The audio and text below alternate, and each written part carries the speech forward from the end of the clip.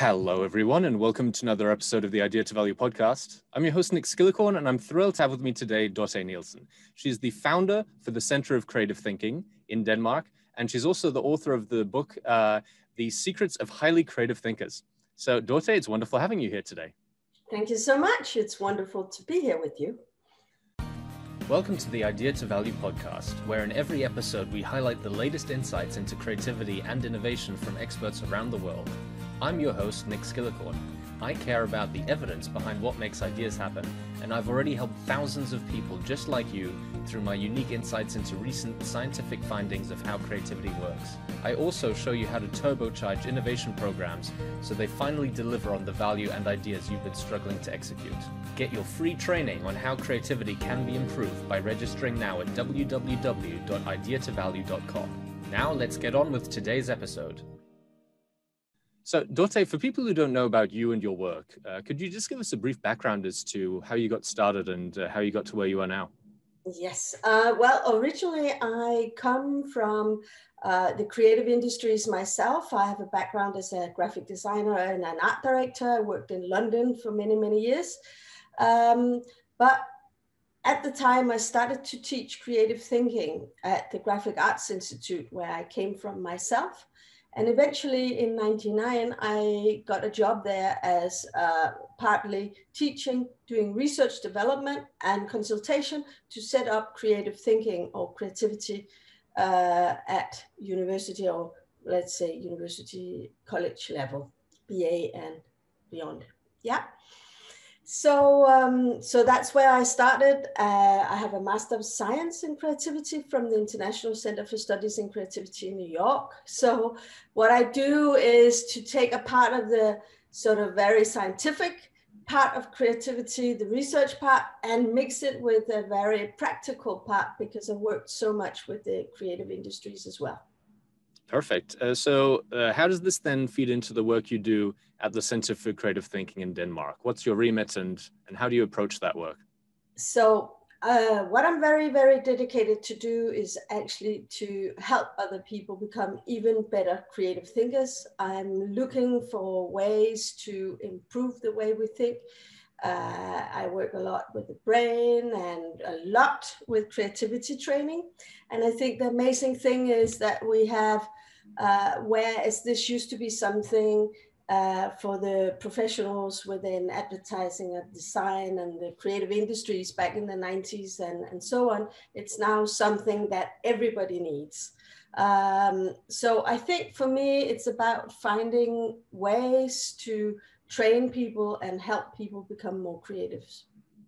And what sort of research and techniques are you talking about? Obviously, there's a lot of the creative problem-solving methodology coming out of New York State.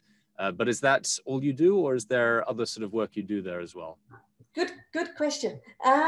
I think what is important is that we can actually teach people tools and techniques, and that will help them. But what I see is that what we really need to do is to help people and their innate talent. So one thing is we can enhance the level of creativity with tools, techniques, and processes. What I think is important is to do some training of our innate talent, if you like. So when I was working myself and I had to start teaching, I was thinking, what exactly is it that people, the highly creative thinker, is actually doing?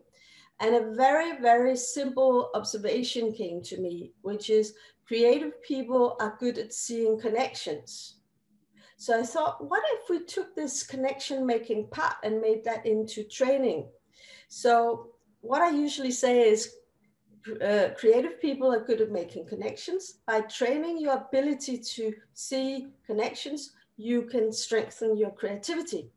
So I do a lot of training where we go in and we train the ability to see connections, make connections, which will lead to more aha moments, but also make you even stronger and better once you go back in to, let's say, the creative process and when you use tools and techniques and so on. Could you give us an example of a type of training you might do there? I think people would be really interested to learn how they can become better at making connections. Yes. So what is important to do is actually to see things that I like to do both verbal training with words. We can say things like the old rat test from the 60s is an amazing tool for actually combining words. I do a lot of visual things where people do it visually. I do conceptual exercises, and I think it's really important to use all the different kinds, problem solving techniques. So it's almost like a gym. You have to train all the different parts. And I think most people tend to either love working with words or visuals. Let's say some exercises that are generally known, like alternative uses, where you look at something and you think, what else might this be? That forces you to see and make new connections. And the more you train this, what I do is having little programs where you train 10, 15 minutes. And that actually we can see a huge difference. A lot of this is also based on neuroscience. So what we can see is that the prefrontal lobes in people that find it very, very easy to come up with ideas actually operates very differently to what the brain does in people that are more conventional thinkers. So to go in and work with that, that's actually a way where we can become much, much better. Absolutely. I find it really empowering when people understand that there is research behind the advice and the techniques, that there is a better understanding to a degree of what's happening in the brain. And that gives them permission to try new things, especially if they didn't feel like they're very creative to start with. So what's your view on this? You mentioned innate ability in people. Is this something that only highly creative people have, this innate ability, or is it something that everyone has? Well, I strongly believe that everybody are creative. People are born with this ability, but of course what we do see is that for some it's much, much easier than others. But I think the wonderful thing is that we know now that the brain is plastic, and we can see that you can actually train your ability to think creatively. So I usually say no matter what level you are at when you begin, you can become a much better thinker through training. And this is why the focus of the work that I do is creativity training. Yeah. And I think today, I think what I found important was coming out of the creative industry training art directors for years. What I see is there's a need now everywhere in the society for this kind of thinking. And creativity for me is a skill, and skills can be taught. So like you can practice any other skill, it's important to practice this one skill. So I think I really work a lot now to get it into the educational system at all levels, from primary schools up to universities, because it's extremely important that we can use this now. And we can see World Economic Forum, we can see CEOs asking for these competencies right now, and we can see in the situation with COVID, we need creativity and creative thinking more than ever. Back to your question, I think it's really important that all kinds of people from all walks of life will try to do this, will learn about creative thinking, and take it further. Absolutely. So you mentioned education. I know you're very involved in trying to get creativity on the curriculum more in Denmark. What's your view on how creativity is in a school system in Denmark compared to, let's say, other countries you're aware of? And what does creativity actually mean in school? Is it just art class? Or what's your view about how to get it actually affecting students' lives more? Yeah. So when I talk about creativity, I often talk about creative thinking. So this means the ability to actually produce ideas that are original and useful. So this means there is a lot of thinking involved. So we have to go beyond the art classes. research now shows, of course, that the kind of thinking we use in the more artistic areas is the same kind of thinking that we apply to more technical and more scientific topics. So I think what is important is to be able to take this kind of thinking into schools. Where I've usually worked up at university level, I have now done a huge job here in Denmark in a primary school, where they said yes to let all the pupils have creativity training. So 400 children from grade 0 up to the 9th grade all had to have creativity training 2 hours every week. It was on the weekly schedule.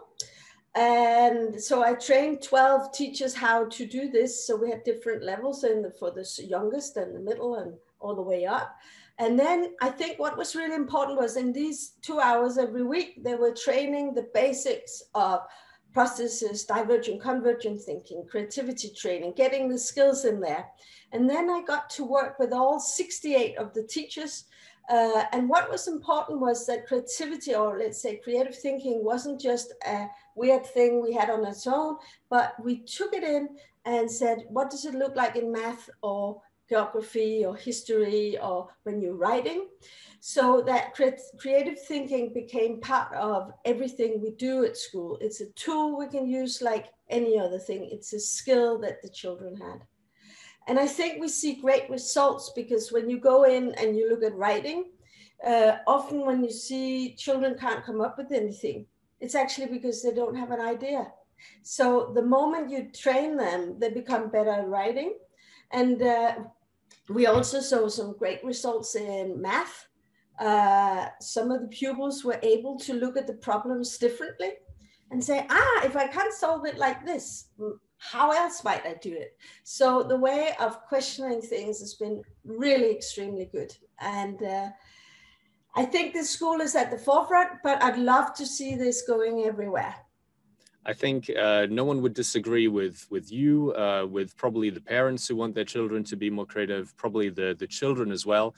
But what's been your experience working with the teachers, trying to get this into the schools? Because I know there's also a lot of research which says that teachers are often the most frustrated by children exhibiting creative behavior. Yes, yes, it's true. And I think for many, many years, we can see that some of the unwanting behavior has been called, that's very creative. So it has not been a positive thing. But I think right now, I think teachers are doing an amazing job. And I think we cannot estimate what they do. But there is so much on their plate. So to take in new things is actually hard.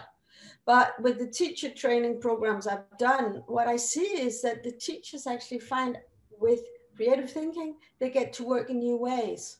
So a lot of the, let's say, the way children naturally the way children naturally learn can actually look like almost a creative process. So if we start using the creative processes, it actually becomes easier to be a teacher as well. So I know people used to say, trust the process, but in many, many ways, what we can see is you get better things happening. At the school where we did this big thing, we actually saw the sickness went down through both amongst teachers and amongst children. And for me, that's a pretty good indicator of good things happening.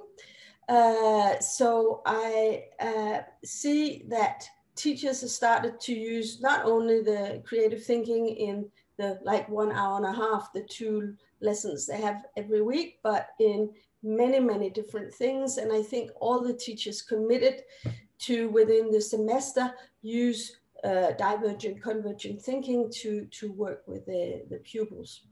That's fascinating. I'd love to see a peer-reviewed study which compares control group and the number of sick days and health issues that the children and the teachers have to someone who's gone through this training. Maybe in the future we'll get that. Dorte, it's been absolutely wonderful speaking with you so far. Unfortunately, we're coming up to the end of the interview. If people want to find out more about you and the work that you do, what's the best place they can go to find out more? Go to creativethinker.com. Creativethinker.com, yeah. Perfect. I'll make sure to get that link down in the description below. Dorte, it's been wonderful speaking with you, and I look forward to speaking again with you soon. Yes, wonderful to talk to you too. Thank you so much for listening. If you liked it, please like, share, and subscribe, and leave me a comment about what you thought and what you'd like to see more about. If you want to take your creativity and innovation capabilities to the next level, then invest in yourself with the premium training only available at ideatovalue.com. These exclusive training modules have all been put together by me, Nick Skillicorn, and have been used by thousands of artists, innovation leaders, and CEOs to become better at understanding the source of their creativity and executing on their innovation ambitions. And there is no risk to you, as they are backed by our money-back guarantee. Now, don't forget to go out there and make your ideas a reality. See you again soon.